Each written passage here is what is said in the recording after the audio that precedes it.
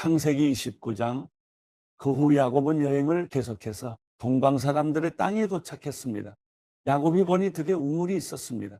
그리고 그 우물 곁에는 양떼 세 무리가 엎드려 있었습니다. 이곳에서 양치기들이 양들에게 물을 먹이는데 그 우물의 입구에는 커다란 돌이 놓여 있었습니다. 양치기들은 양떼가 다 모이면 우물 입구에 있는 그 돌을 치우고 양떼들에게 물을 먹인 다음 다시 그 돌을 우물 입구에 덮어놓곤 했습니다. 야곱이 그들에게 물었습니다. 내 형제들이요, 여러분은 어디에서 왔습니까? 그들이 대답했습니다. 하란에서 왔습니다. 야곱이 그들에게 말했습니다. 그러면 나홀의 손자 라반을 아십니까? 그들이 대답했습니다. 네, 압니다. 그러자 야곱이 다시 물었습니다. 그분이 잘 계십니까? 그들이 대답했습니다. 예, 그렇습니다.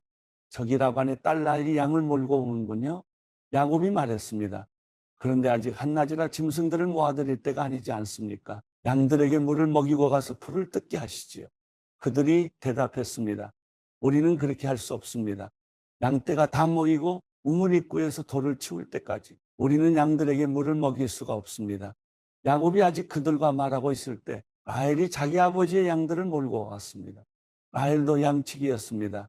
야곱이 자기 어머니의 오빠 라반의 딸 라헬을 보고 또 자기 어머니의 오빠 라반의 양들을 보자마자 우물로 나아가서 우물 입구에서 돌을 치우고 자기 어머니의 오빠 라반의 양들에게 물을 먹였습니다. 야곱은 라헬에게 입을 맞추고 소리 높여 울었습니다. 야곱은 자기가 라헬의 아버지의 친척이며 자신은 리브가의 아들임을 밝혔습니다. 그러자 라헬이 달려가 아버지에게 이 사실을 알렸습니다. 라반은 자기 여동생의 아들 야곱의 소식을 듣자 달려나와 야곱을 맞이했습니다. 라반은 야곱을 껴안고 입을 맞추고는 자기 집으로 데려갔습니다. 야곱은 그동안의 일들을 모두 다 라반에게 말했습니다. 라반이 그에게 말했습니다. 정말로 너는 내 혈육이로구나. 야곱이 라반의 집에서 그와 함께 한 달 동안 머물렀습니다. 그때 라반이 야곱에게 말했습니다. 내가 비록 내 친척이기는 해도 삭없이 이래서야 되겠느냐? 내가 어떤 보수를 원하는지 말해보아라. 라반에게는 두 딸이 있었습니다. 큰 딸의 이름은 레아였고 작은 딸의 이름은 라헬이었습니다. 레아는 시력이 약했고 라헬은 외모가 아름답고 얼굴이 예뻤습니다. 야곱은 라헬을 사랑했습니다. 야곱이 말했습니다. 작은 딸 라헬을 주시면 제가 외삼촌을 위해 7년을 일하겠습니다. 라반이 말했습니다. 내가 그 아이를 다른 사람에게 주는 것보다 내게 주는 게 낫겠다. 여기서 나와 함께 지내도록 하자. 야곱은 라헬을 위해 7년을 일했습니다. 그렇지만 야곱이 그녀를 사랑했으므로 그 7년은 단지 며칠처럼 느껴졌습니다. 7년이 지나자 야곱이 라반에게 말했습니다. 제 아내를 주십시오. 기한이 됐으니 그녀와 결혼하겠습니다. 그러자 라반이 온 동네 사람들을 다 불러 모으고 잔치를 벌였습니다. 밤이 되자 라반은 딸 레아를 데려다가 야곱에게 보냈습니다. 야곱이 레아에게로 갔습니다. 라반은 자기 여종 실바를 딸에게 종으로 딸려 보냈습니다. 그런데 야곱이 아침이 되보니 잠자리를 함께한 사람은 레아였습니다. 야곱이 라반에게 말했습니다. 외삼촌께서 어떻게 제게 이러실 수 있으십니까? 제가 라헬 때문에 이래드린 것 아닙니까? 왜 저를 속이셨습니까? 라반이 대답했습니다. 우리 고장에서는 큰 딸보다 작은 딸을 먼저 시집 보내는 법이 없다. 이 아이를 위해 일주일을 채워라. 그 후에 우리가 작은 딸도 주겠다. 대신 7년을 더 일하여라. 그래서 야곱이 그렇게 일주일을 채우자 라반이 자기 딸 라헬을 그에게 아내로 주었습니다. 그리고 자기 여종 비라를 딸 라헬의 종으로 딸려보냈습니다. 그렇게 해서 야곱이 라헬과도 결혼했습니다. 야곱은 레아보다 라헬을 더 사랑했습니다. 그가 라반을 위해 다시 7년을 더 일했습니다. 여호와께서는 레아가 사랑받지 못하는 것을 보시고 그녀의 태를 열어 주셨습니다. 그러나 라헬은 아이를 갖지 못했습니다. 레아가 임신의 아들을 낳고 여호와께서 내 비참함을 보셨구나. 이제 내 남편이 나를 사랑할 것이다 하면서 그 이름을 르우벤이라고 지었습니다.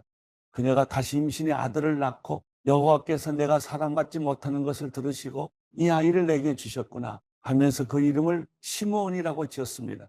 그녀가 다시 임신의 아들을 낳고 내가 내 남편의 아들을 셋이나 낳았으니 이제 드디어 그가 내게 애착을 갖겠지 하면서 그 이름을 레위라고 지었습니다. 그녀가 다시 임신의 아들을 낳고 이번에야말로 내가 여호와를 찬양할 것이다 하면서 그 이름을 유다라고 지었습니다. 그러고 나서 레아의 출산이 멈추었습니다. 창세기 30장. 라헬은 자기가 야곱에게 아이를 낳아주지 못하자 자기 언니를 질투했습니다. 그녀가 야곱에게 말했습니다. 저도 자식을 낳게 해주세요. 그러지 않으면 죽어버릴 거예요. 야곱은 화가 나서 그녀에게 말했습니다. 내가 하나님을 대신하겠소. 하나님께서 당신의 태를 닫으셔서 아기를 갖지 못하게 하시는데 어쩌란 말이오.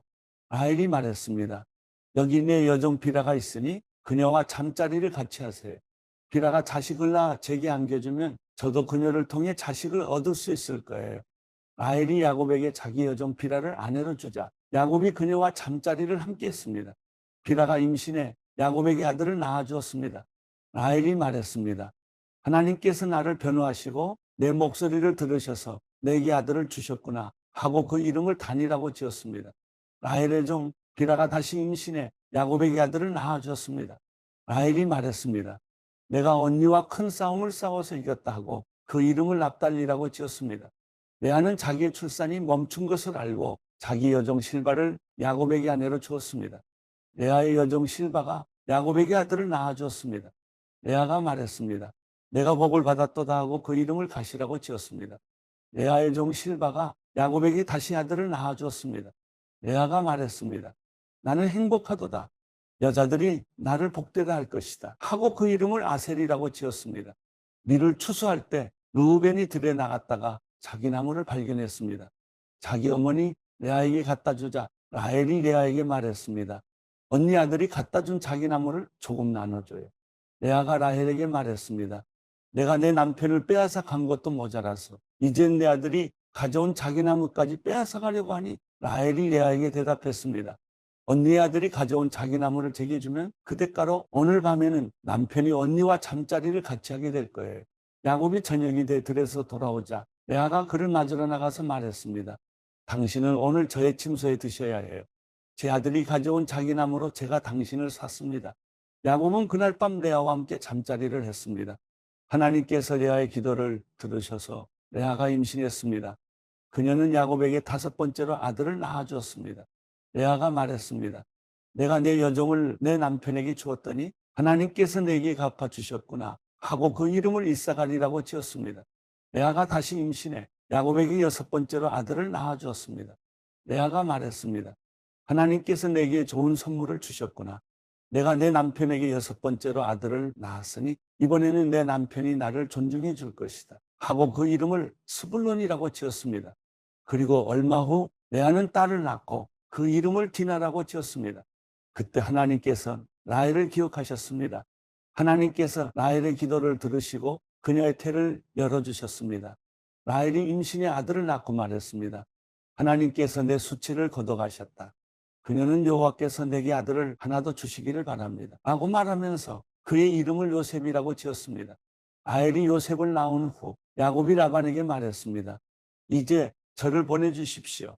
제가 제 집과 제 고향으로 돌아갔으면 합니다. 제게 제 아내들과 자식들을 주십시오. 제가 그들을 위해 외삼촌을 섬겼습니다. 이제 저는 그만 떠나야겠습니다. 외삼촌은 제가 외삼촌을 위해서 얼마나 일했는지 아십니다. 라반이 야곱에게 말했습니다. 내게 호의를 베풀어 제발 여기 머물러 있어라. 여호와께서 너 때문에 내게 복을 주셔서 내가 부유하게 된 것을 알았다. 라반이 또 말했습니다. 내가 받고자 하는 품삯을 말하면 내가 주겠다. 야곱이 라반에게 말했습니다. 제가 외삼촌을 위해 어떻게 일했는지, 외삼촌의 가축들을 제가 어떻게 돌보았는지 외삼촌은 아실 것입니다. 제가 오기 전에는 외삼촌께서 가진 것이 조금밖에 없었는데 저 때문에 여호와께서 외삼촌에게 복을 주셔서 외삼촌께서 크게 번창했습니다. 하지만 저는 언제 제 가정을 챙기겠습니까? 라반이 말했습니다. 내가 무엇을 해주면 좋겠느냐? 야곱이 말했습니다. 다른 것은 아무것도 필요 없습니다. 다만 외삼촌께서 이것만 해주신다면 제가 계속 외삼촌의 양들을 치고 돌보겠습니다.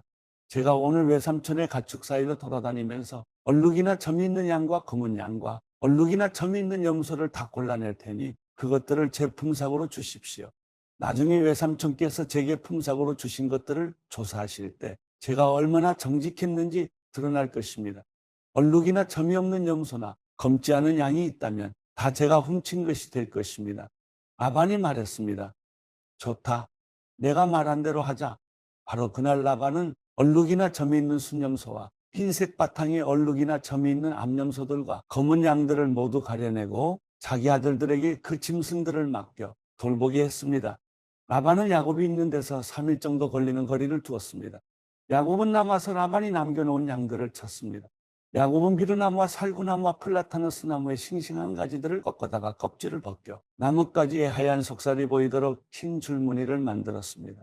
야곱은 그 껍질 벗긴 나뭇가지들을 가축대가 물을 먹으러 올 때 볼 수 있도록 개천의 물고기 속에 세워두었습니다.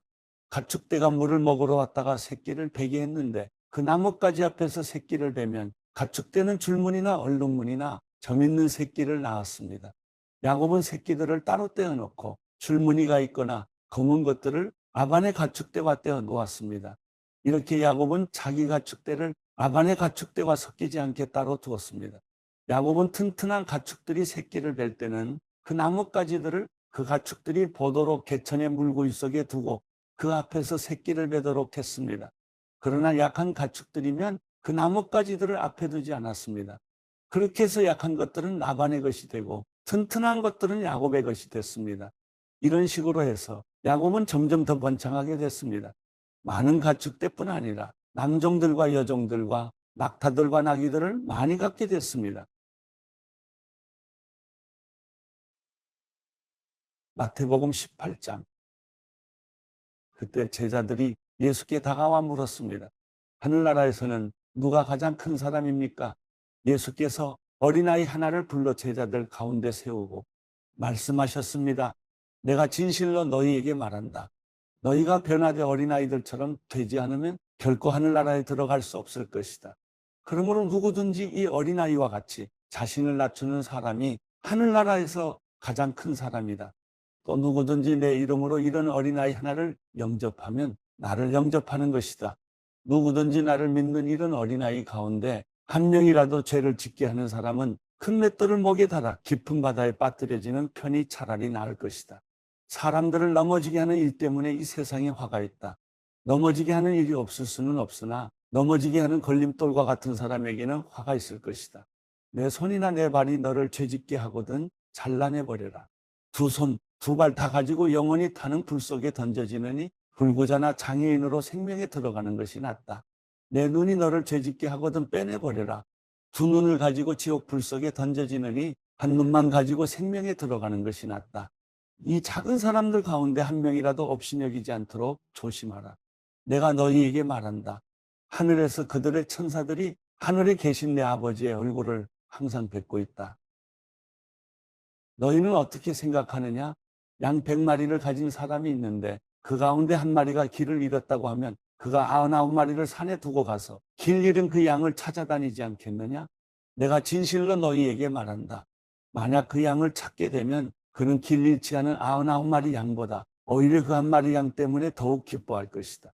이와 같이 이 어린아이 중 한 명이라도 잃는 것은 하늘에 계신 너희 아버지의 뜻이 아니다.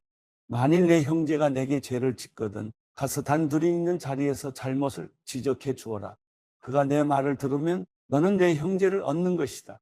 그러나 만일 내 말을 듣지 않으면 그가 하는 모든 말에 두세 사람의 증언을 얻기 위해 한두 사람을 데리고 가거라. 그러나 만일 그가 그들의 말도 거부하면 교회에 말하여라. 교회의 말조차 듣지 않으면 너는 그를 이방 사람이나 세리처럼 여겨라. 내가 진실로 너희에게 말한다. 무엇이든 너희가 땅에서 매면 하늘에서도 매일 것이요. 무엇이든 너희가 땅에서 풀면 하늘에서도 풀릴 것이다. 다시 내가 진실로 너희에게 말한다.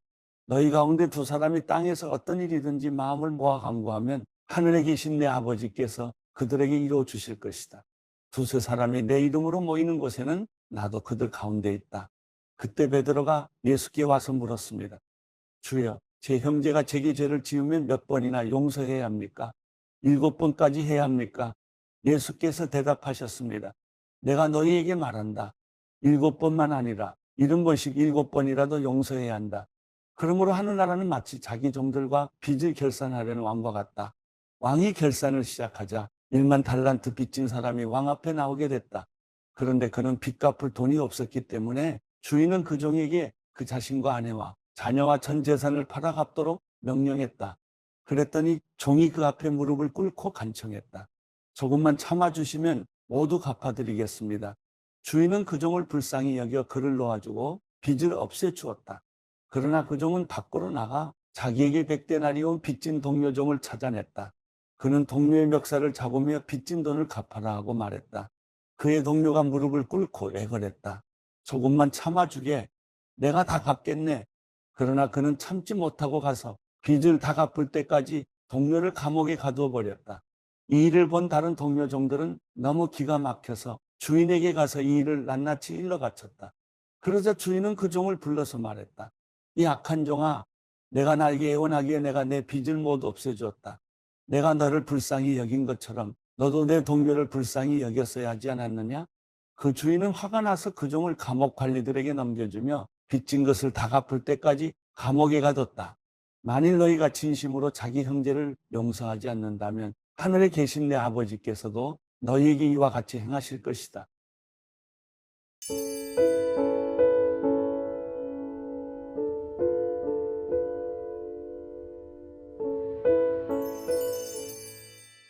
시편 15편. 여호와여, 주의 장막 안에 살 사람이 누구입니까?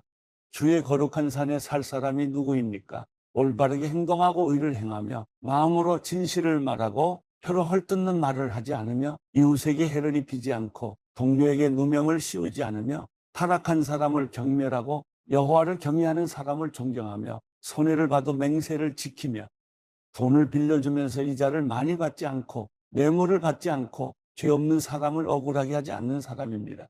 이렇게 행동하는 사람은 절대로 흔들리지 않을 것입니다.